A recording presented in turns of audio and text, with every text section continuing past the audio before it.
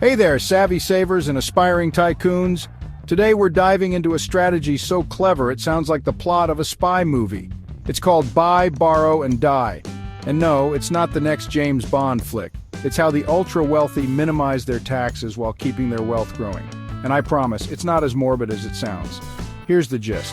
You buy assets, borrow against them instead of selling, and when you eventually die, your heirs inherit those assets with minimal tax consequences. It's like playing Monopoly with cheat codes, but perfectly legal. Let's start with the first step, buy. The idea here is to acquire assets that grow in value over time. Stocks, real estate, artwork, you name it.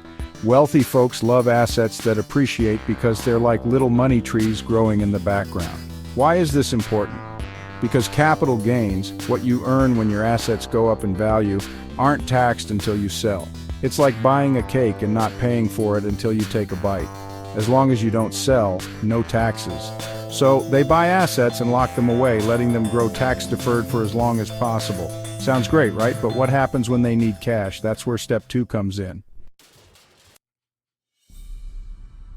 Now, instead of selling those assets and triggering a taxable event, the wealthy borrow against them. Yes, you heard that right. They use their investments as collateral to take out loans. Why? Because loan proceeds aren't considered taxable income. It's like getting paid without technically making money. Genius, right? Let's break down why this works. Low interest rates. When you're super wealthy, banks love you. They'll offer loans at ridiculously low interest rates, often less than what the assets are earning. It's like borrowing at 3% while your investments grow at 8%. The math is in their favor. No capital gains tax. By borrowing instead of selling, they completely sidestep the capital gains tax. Imagine selling a $1 million stock position and paying a 20% tax. Ouch! But if you borrow $1 million, you keep the stock and avoid the tax. It's like ordering dessert without paying for dinner. Deductible interest. Sometimes the interest on these loans can even be tax deductible depending on how they use the money.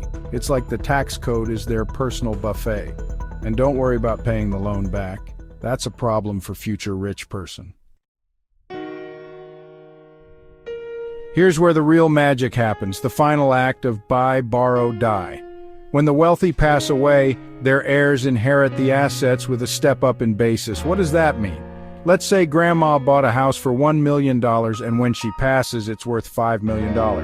Normally, selling it would mean paying capital gains tax on the $4 million profit. But thanks to the step up in basis, the new cost basis for the heirs is $5 million. If they sell it for $5 million, there's no taxable gain. Nada, zilch. It's like Uncle Sam saying, hey, we'll let this one slide. Of course, there's one catch as state taxes. But with the current exemption at nearly $13 million per individual as of 2023, most people don't have to worry about this.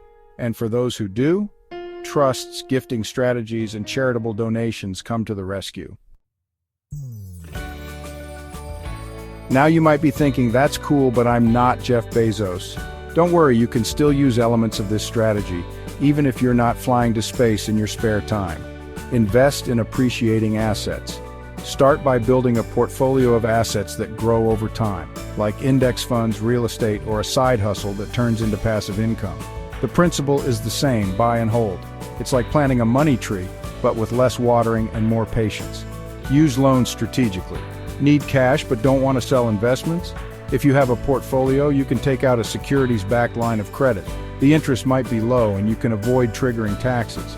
Just don't borrow more than you can handle. This isn't monopoly money. Remember, the bank is your friend until you miss a payment. Plan your estate wisely. Even if you're not worried about estate taxes, passing down assets with a step-up in basis can save your heirs big bucks. Talk to an estate planner. It's like hiring a personal trainer for your finances. Now, before you start Googling how to borrow against my retirement, let's talk about the risks. Every great strategy has its pitfalls, and buy, borrow, die is no exception. Market risk. If your assets lose value, you could end up underwater on those loans. It's like buying a yacht and realizing you can't afford the gas. Loan interest. Even at low rates, interest adds up over time. Borrowing might be cheaper than selling, but it's not free. Estate planning complexity. Using trusts and tax strategies to minimize estate taxes can be complicated and expensive. It's like hiring a lawyer to navigate the world's most confusing treasure map. So there you have it. Buy, borrow, die. The ultimate strategy for growing and protecting wealth. Whether you're a billionaire or just starting out, the principles are clear.